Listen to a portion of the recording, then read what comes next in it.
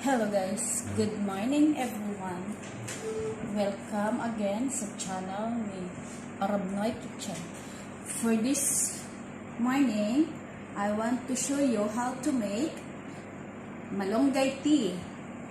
The miracle tree malunggay. This is the best for the person who have diabetes or high blood. So, let's start guys. Itong aking mga kailangan, kalamansi, fresh from the tree, and fresh malunggay, then 1/2 cup of water. So, I will set aside and we have to clean this malunggay.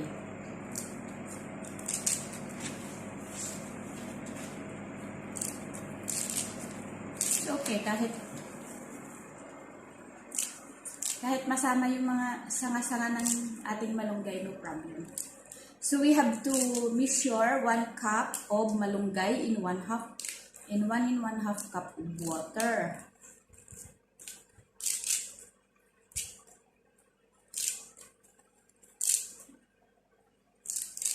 All we have to do is to wash only this one. We need to wash this malunggay because from outside is too much dirty, so I will measure that this is 1 cup. So it's already 1 cup. Enough, 1 cup. So this is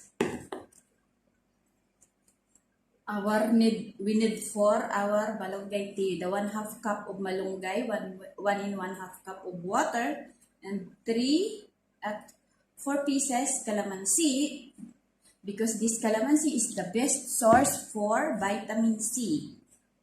So I will wash now the malunggay. So we will wash the malunggay now. Wait.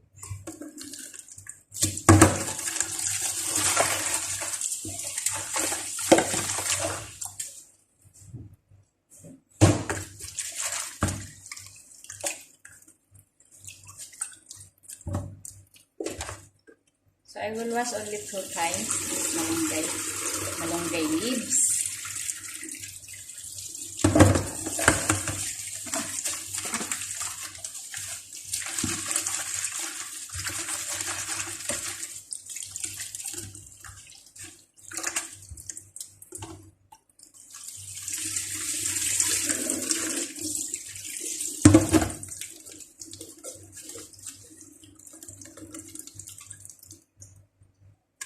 So finish.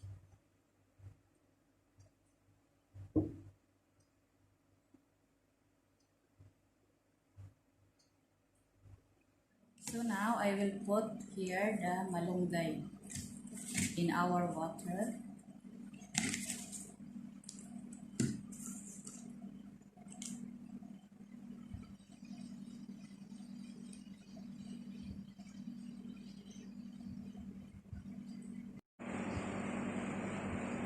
Then let boil our malunggay.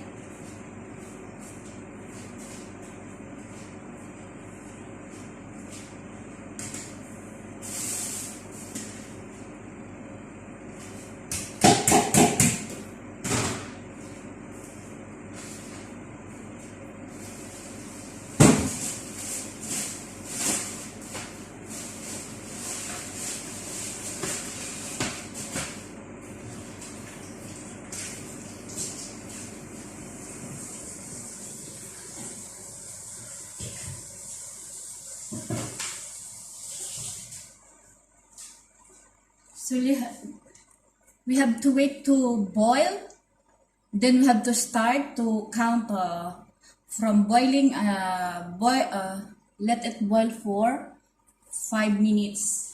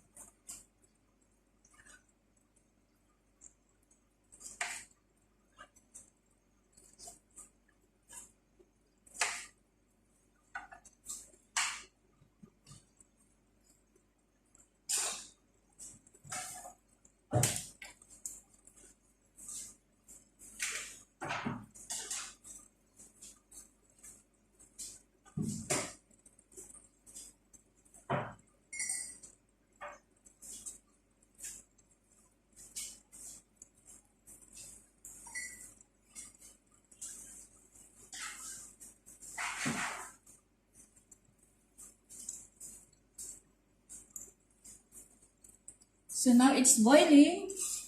Let's start from boiling. Let's start 5 minutes count. Then it's ready after 5 minutes.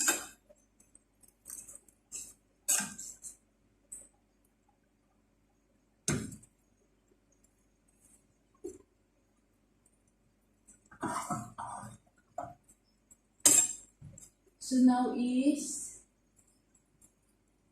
na 3 minutes before 9. So we have to start 5 minutes.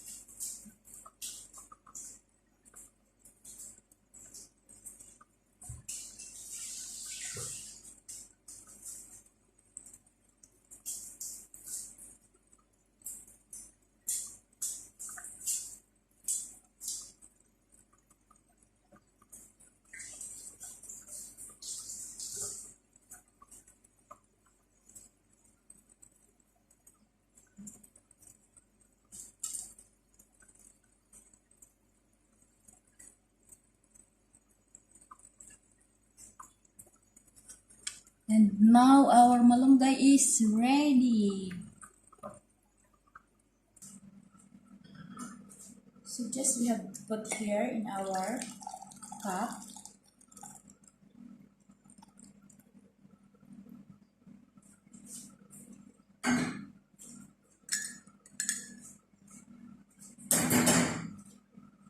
Then the calamansi. So this is the best combination of calamansi and malunggay, because calamansi has a best source for vitamin C, and the malunggay is very good for diabetic person. So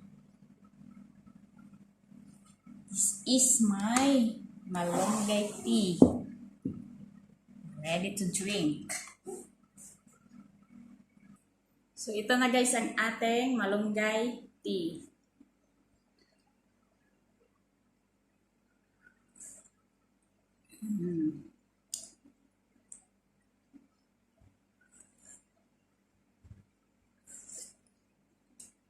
So that's it for today.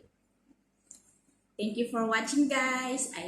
Sana nagustuhan niyo ang aking video. Kung nagustuhan niyo, please subscribe and click the bell button para updated po tayo palagi sa mga bagong videos. So, more videos to come.